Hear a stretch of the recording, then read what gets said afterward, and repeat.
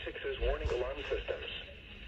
During potentially dangerous weather situations, specially built receivers are automatically activated to warn of the impending hazard. Tests are normally conducted by NOAA's National Weather Service every Wednesday between 11 a.m. and 12 noon. When there is a threat of or existing severe weather in the area on Wednesday, the test is postponed until the first good weather day. Reception of this broadcast and the warning alarm will vary from place to place. This variability, normally more noticeable at greater distances from the transmitter, will occur even though you are using a good quality receiver in perfect working order.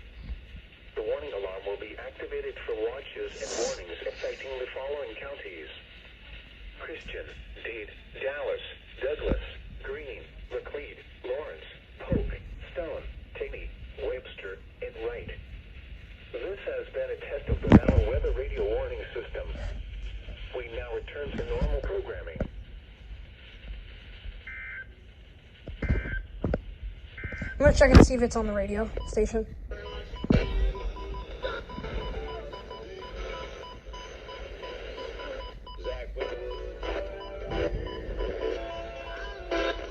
Just checking to see if it's on here. You might acquire some.